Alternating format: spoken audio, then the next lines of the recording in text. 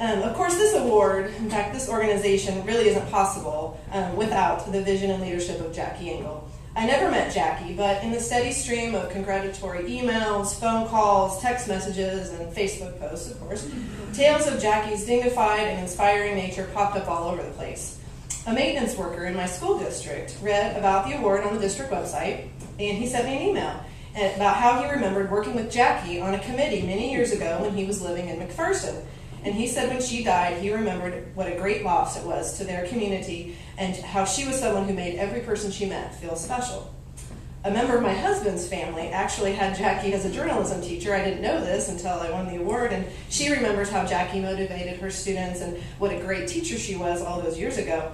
And it kind of made me realize that our world as journalism advisors is really pretty small. If you think about a maintenance worker that I've never met telling me that he knew Jackie, and here we all are today celebrating her. So I kind of thought today really means we're all connected, whether you're brand new, you just are surviving your first year, or you've been doing this 20, 30 years.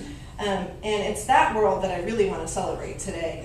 It's an absolute fact that none of us could survive in this job without each other. And I want you to take a look at the people at your table, which, by the way, the tables are throwing me off. Like, there's supposed to be round, there's supposed to be 8 people at them. It's like, they're along like cafeteria tables. But anyway, look around, and I want you to think about how much you've consulted with, commiserated with, vented with, and celebrated with the people that are sitting around you this year. Most likely you're the only person, or maybe one of 2 people in your building who does what you do. And without reaching out to each other, in people in other buildings, in other districts, and even in other states, we would probably go insane. I'm just saying. So today we celebrate us.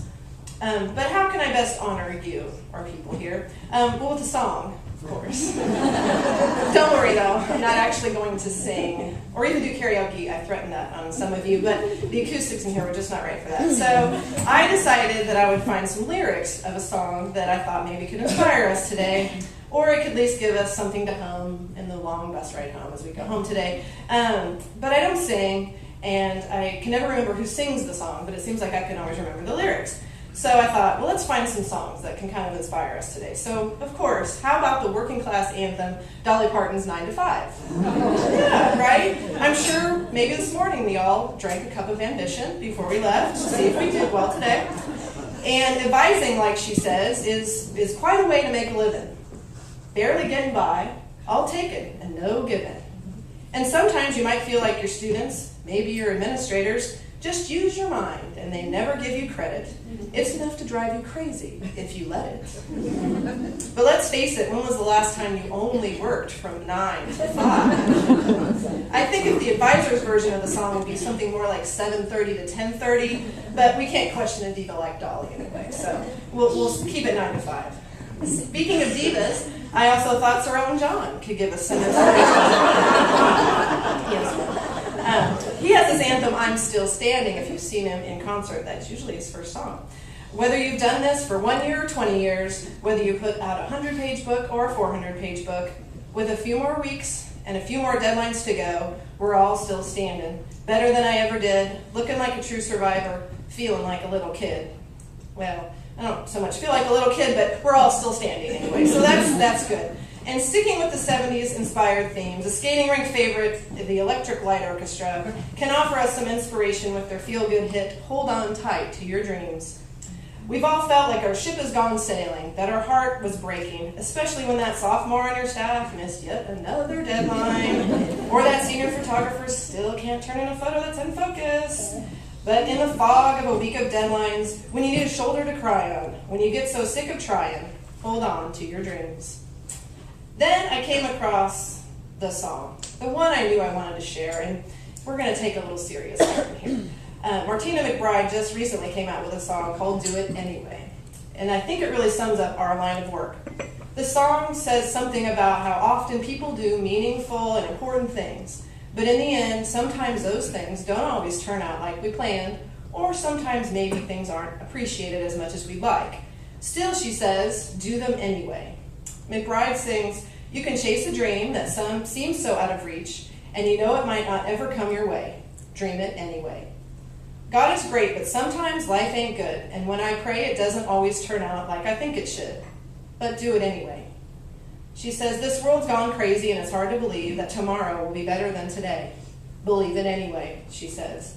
It seemed to fit our line of work, those lyrics. I can't tell how many times as a publication advisor that I do things only to be faced with the realization that despite the time and effort of me or my students, things might not turn out exactly as I planned. But we keep going. We keep doing it anyway.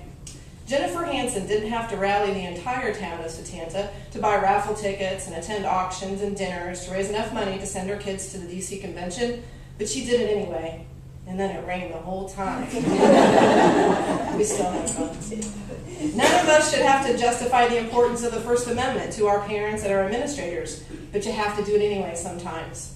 No one knows that more this year than Megan Ashlock from Junction City. Her efforts have been inspiring to all of us, proof that the hard fight is worth fighting. A single official at the state of Kansas believes that the journalism courses don't deserve state and federal technology funding, and sometimes fighting for those funds has seemed like banging your head against a brick wall. But you all have done it anyway, still not knowing what the final decision will be. Our Western Kansas advisors and students don't have to ride a bus for hours to compete in KSPA contests or attend workshops, but they do it anyway. Amy Morgan doesn't have to be my convention traveling partner in crime, and she didn't have to agree to be the co-chair of the national convention with me, but she did anyway. She didn't have to ride with me to Walgreens in Muncie, Indiana to buy a pregnancy test. She didn't have to go to the work to put this portfolio together for this award, but she did it anyway. She doesn't have to be one of my dearest friends and hardest working moms I know, but she is anyway. Michael Dunlap didn't have to travel all over the country teaching workshops with me and dance with me and the rest of his people to an ABBA song at a Herff Jones post-convention party. He doesn't have to be a caring friend, a blue to my orange, but you are anyway, and I'm so lucky. I don't know where you are, so I'm just sort of talking to his face. Is he on the phone? He's on the phone. Awesome, okay.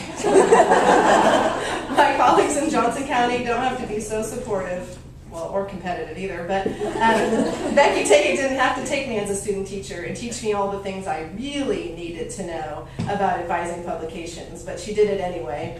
I'll digress a minute. I still remember this time. I've been student teaching with Becky, who's a genius, and about 2 weeks have gone by, and I'm kind of getting the groove. This is going really well. She pulls me aside. I'm like, oh, am I in trouble? Like, what's going on? And she says, "Kathy, you really need to start coming to work nights." And I was like, well, what's a work night? Nobody told me about that in college. And she said, well, here it is. So now, 14 years later, and thanks for the introduction to the work night, I had to digress there. I can still remember that. Susan Massey and Jim McPherson and Jill Chittum didn't have to help me be a better teacher or put some fun into car rides to KSPA board meetings, but they did it anyway. And the ever-faithful Barry doesn't have to buy me pretty things or call me with the latest gossip or be a terrific yearbook rep, but he is anyway. My students, who are back there in their crazy shirts, don't have to work hard each day to make our publication successful. They don't have to make the corrections to their story written in my evil red pen. They don't have to take that small photo on page 134 of the yearbook 3 times just so it's perfect.